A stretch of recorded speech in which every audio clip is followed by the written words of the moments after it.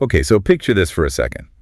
You're representing a massive, a wildly successful U.S. restaurant brand. One of the big ones. Exactly. I mean, you've conquered the domestic market. The logo is everywhere. The recipes are perfect. The supply chain is this well-oiled machine. You fly into the Middle East, and almost right away, you sign a master franchise agreement. Which, for anyone who hasn't been in that room, that is the holy grail. It means you're not just opening one store. You are handing over the rights for an entire region. A whole territory. And it looks amazing on paper. You've signed for 12 locations across the GCC, that's the Gulf Cooperation Council, all set to open in just 18 months. The press release practically writes itself. It sounds like the perfect quarterly report. Aggressive growth, huge territory, massive revenue projections. It's exactly what a boardroom in, I don't know, Chicago or New York wants to hear. It sounds like a victory lap. It does. But here's the reality check. 6 months later, 8 of those locations were just bleeding cash.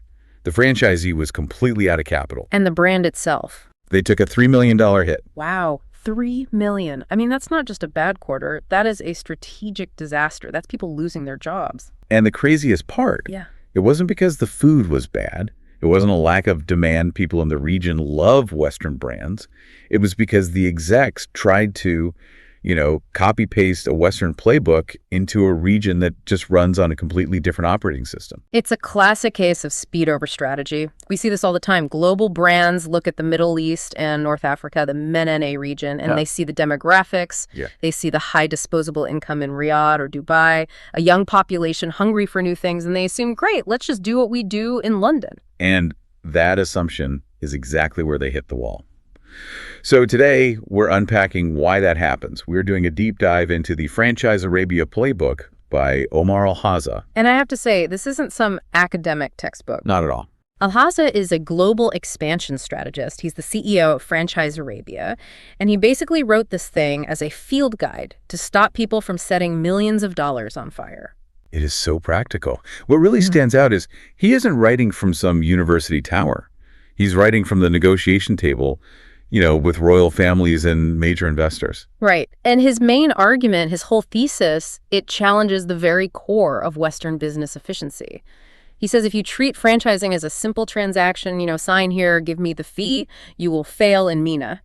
You have to treat it as a relationship. A relationship first. That distinction transaction versus relationship, that's going to be our anchor for this whole conversation. Because usually when I hear relationship business, I just think it means being friendly. Smiling more. Sending a holiday card. Yeah. But looking at Alhaza's work, he means something much, much deeper, doesn't he? He does. Let's break down the Western model for a second just to see the contrast. In the US or the UK, franchising is driven by velocity. Speed. It's ROI, it's efficiency, it's the manual. The attitude is, here's the operating manual, here's the fee, now go open 5 stores. It's a contract-first mindset. The contract is what protects the business. Right. Sign on the dotted line, let's get the construction crew moving. If we like each other, that's a bonus. But the paperwork is what matters. Precisely. But in the Manoa region, Alhaza'a says the invisible rules are completely different. He has this line that just sums it all up. You can study the market in a spreadsheet, but you can only win it in person. I love that line. But what does that actually look like? What does winning it in person mean in a real deal? Are we just talking about endless dinners? We're talking about accepting that relationships aren't a step in the process. They are the process. They are the process. A deal isn't closed in a boardroom with lawyers hovering. It's built over coffee. It's built through conversation after conversation. He calls it the coffee rule. The coffee rule. I like that. It's basically that you just cannot rush the social part of it, right? You can't. He suggests that these relationships take 3 to 5 meetings to even mature before you even get to the hard paperwork. Okay, now imagine you're that Western executive. You've flown into Riyadh. You're thinking, I have 2 days, my flight is tomorrow night, let's get this done. You're thinking about your burn rate, the time costs, you want to open your laptop and get to the slide deck. Of course. But here's the paradox. In New York, that speed signals efficiency. I'm busy, let's do this. Yeah. In Riyadh or Kuwait, rushing a signature creates the opposite effect. It signals you might be financially unstable. Oh, wow. Or that you're just looking for a quick payout. It completely damages your credibility. That is a crucial reframe. Speed equals desperation in that context. Yes. If you push for the signature too early, the investor starts thinking, Why is he so eager? Is the company in trouble? Is he just trying to get his commission? You accidentally signal that you're a huge risk. And the content of those coffee meetings, it's not just small talk. Alhaza'a says asking about family isn't just being polite, it's actually a form of due diligence. It is absolute due diligence. When a potential partner in the Gulf asks about your family or talks about theirs, they are not wasting time. They're trying to understand your reputation, your succession plan, your values. I mean, in a region where a family name can act as collateral, where your grandfather's reputation can open a bank loan, understanding who you're dealing with is more important than any penalty clause in a contract. So if you're sitting there checking your watch thinking, when are we going to talk about the royalty fees? You're basically failing the background check. You are failing the test. Alhaza'a puts it so bluntly. Contracts come last. The relationship determines if that contract is even worth the paper it's printed on. If you only focus on territory size and percentages, you're telling them you see them as a revenue source, not a partner. And in a culture built on hospitality and honor, that is a deal breaker. Total deal breaker. Okay, so let's say you've slowed down. You're drinking the coffee, building the trust. Now you have to actually pick the right person. And this leads us to one of the best cautionary tales in the book. I'm calling it the Ferrari trap. Oh, yes. This story from chapter 14. It is the perfect example of what Alhaza'a calls vetting beyond appearances. Set the scene for us. It involves a Dubai-based franchisor, right? That's right. This franchisor wants to expand into Saudi Arabia. And you have to understand, Saudi is the giant of the region. It's a huge market, very high stakes.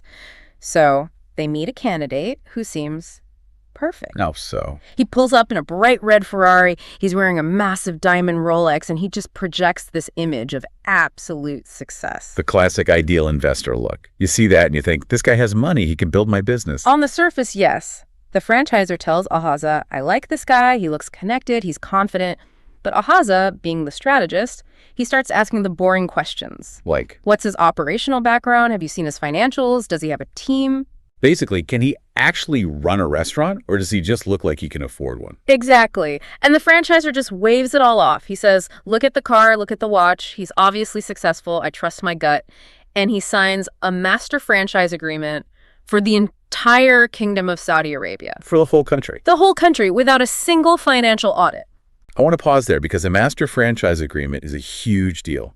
You're giving one person the exclusive rights to open and sub-franchise your brand for an entire country. That is a massive amount of power. You're handing him the keys to the kingdom. If he fails, your brand is effectively dead there for years.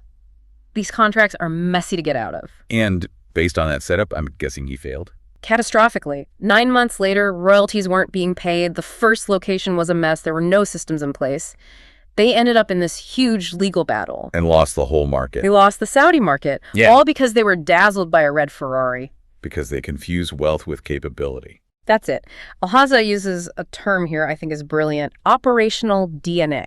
Okay, unpack that. What's operational DNA? It's the difference between capital and grit. Just because someone can write the check doesn't mean they have the stomach to actually run a business. Right. A real partner needs to be willing to follow systems, handle logistics, manage people. The flashy investor, they often just want the prestige of owning the brand. They want the logo on their business card so they can brag about it, but they have zero interest in the daily grind of operations. So a big bank account is almost a neutral factor. It tells you they can buy the license, but not if they can keep the doors open. Exactly. And the playbook actually gives us a list of red flags to spot these prestige investors.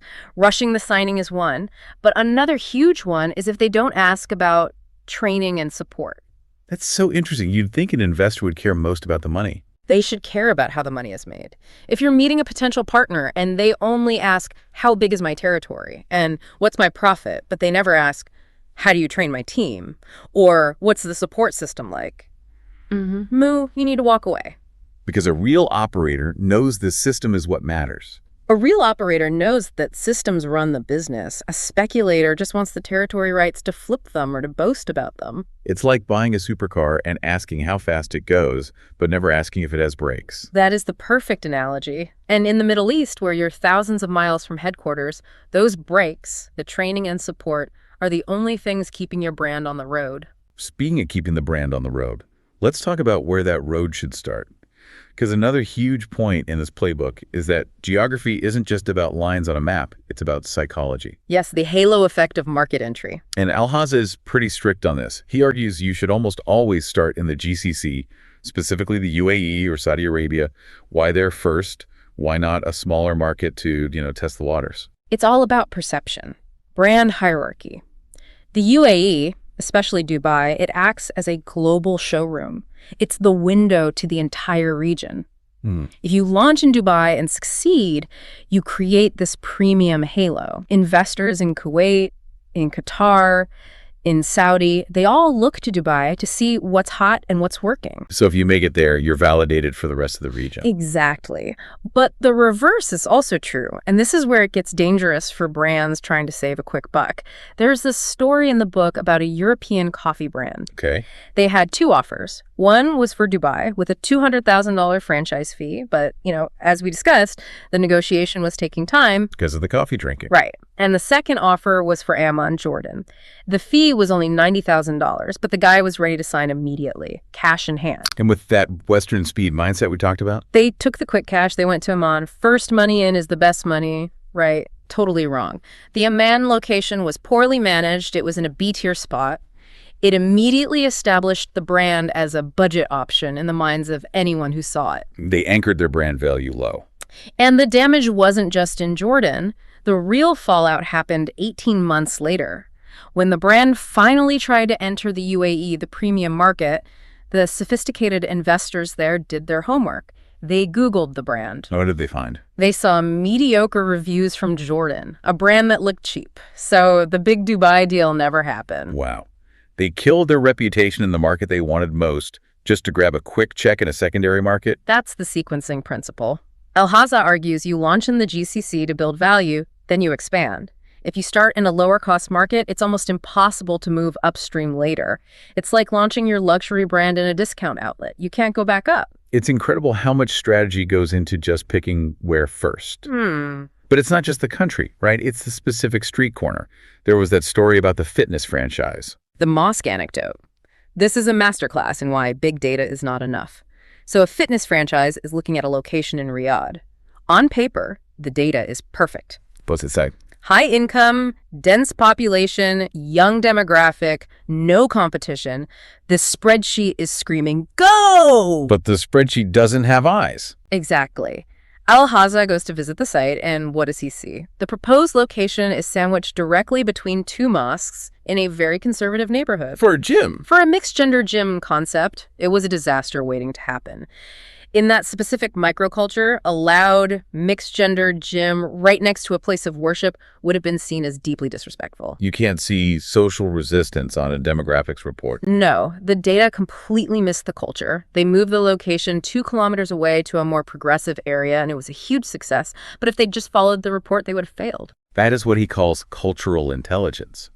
Realizing a map doesn't tell you about social norms.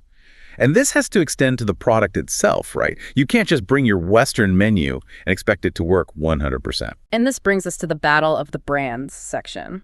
The source contrasts Papa John's and Taco Bell. One's a huge winner in the region, the other. Well, it struggled in his early attempts. Okay, let's look at the winner first. What did Papa John's do right? I mean, pizza's pizza, isn't it? You'd think, but no. Papa John's combined their global brand power with really smart local execution. They partnered with experienced regional operators. But crucially, they adapted the menu right away. So everything was halal, obviously. Of course.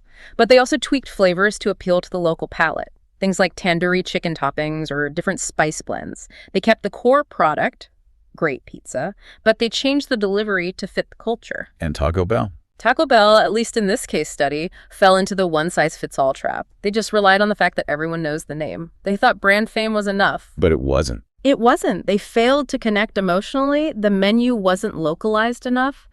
And they pretty much treated the market like it was another U.S. state. There's a quote from the book that stuck with me here. Brand power opens doors, but local relevance keeps them open. That's the key. Just because people know your name doesn't mean they'll eat your food twice. The first visit is curiosity. The second visit is relevance. And you have to earn that. So, okay, let's recap. We've picked the right partner. We've avoided the Ferrari guy, we've chosen the right country to build that halo effect, and we've adapted the menu. We signed the contract, time to pop the champagne. Put the cork back in the bottle. Alhaza'a argues that the most dangerous time for a franchise is the first 90 days after the contract is signed. And then, usually signing the deal is the finish line. You get the check, you go home. In the West, maybe? But here, there's this natural momentum drop. The deal's done, the excitement of the negotiation is over, and now the hard, boring work of construction and training starts. If the franchisor thinks, okay, my job's done, just send the royalties, the franchisee feels completely abandoned. And an abandoned franchisee starts cutting corners. Exactly. Alhaza'a lays out this strict 90-day framework. Days 1 to 30 are planning, 31 to 60 are build out. But that whole gap between signing and opening is critical. If you don't support them, you get what happened to that fast casual brand. The one in Dubai. Yes. They signed a master franchise. Everyone was celebrating. But for 3 months, the corporate team in the U.S. just went silent. Zero support, no visits, no calls, no how's it going. And the opening? It was 2 months late. And because the franchisor wasn't there, the staff was trained by watching YouTube videos. Wait, seriously? YouTube videos, they were learning to run a restaurant by watching clips online. YouTube videos of the brand's U.S. operations. No on-site trainer. The grand opening was a complete disaster slow service, wrong orders, kitchen chaos. Negative reviews flooded in within 48 hours. The momentum died before it even started. And that's heartbreaking because it wasn't a bad concept. It was just a lack of support in those crucial 90 days. It sounds like simple negligence. It is. It seems like there are so many ways to quietly kill a franchise. The book lists 5 franchise killers. We've touched on a few, like choosing the wrong location. But there are 2 others that fly under the radar that I think we have to highlight. What are they? First is granting rights too early. We saw this with the Ferrari story, but it's the specific mistake of selling a master franchise for a whole country to someone before you've even proven the business model works there. Right. You're selling a multiplier on 0. You don't even know if one store works in Dubai, but you're selling the rights to all of Saudi Arabia. Precisely. It's greed. You want that big license fee up front. The other killer is ignoring franchise profitability. This one is insidious. Some franchisors structure their fees, the royalties, the supply chain markups so high that corporate makes money, but the local franchisee is suffocating. The extraction model. Just squeeze your partner dry. Exactly. And if your partner isn't making money, they will eventually stop caring about your brand standards. They'll cut staff, they'll buy cheaper ingredients, they'll stop cleaning as often, and eventually they close. Alhaza'a is very clear. Growth is a responsibility, not just a transaction. So it all circles back to that core idea we started with, the relationship. It isn't a soft skill. It's hard business strategy. If your partner fails, you fail. That's the bottom line. The Middle East rewards patience. It rewards showing up, and it punishes arrogance. So if we zoom out, what does all this mean for someone listening? Maybe you're not opening a franchise in Dubai tomorrow, but there's a bigger lesson here about global business, isn't there? Absolutely. The lesson is that markets aren't just economies, they're cultures. You can have the best product in the world, but if you ignore the cultural context, the way trust is built, the way family works, the way time is perceived, you are going to hit a wall. It reminds me of that final thought from the author about legacy. Yes. Contracts start businesses, relationships build empires. That is such a powerful way to frame it. It forces you to ask yourself, are you just building a transaction? Are you just trying to get a fee and get out? Or are you building a platform that's going to be there in 10 or 20 years? And that applies whether you're selling pizza in Riyadh or software in Tokyo. The human element is the one variable you can't just automate. You cannot automate trust. I think that is the perfect place to leave it. We've covered the Ferrari trap, the coffee rule, the mosque anecdote, and why you should probably delete that sign now email you have sitting in your drafts. Indeed. Slow down to speed up. Thank you for joining us on this deep dive into the Franchise Arabia Playbook. It's a fascinating look at how business actually happens when you get away from the spreadsheet and get on the ground. My pleasure. And to you listening, here's a question to chew on. We talked a lot about adapting to local culture, but at what point does adaptation go too far and you start to lose your brand's soul? Where's that line between being locally relevant and losing your identity? Something to think about. We'll see you in the next deep dive.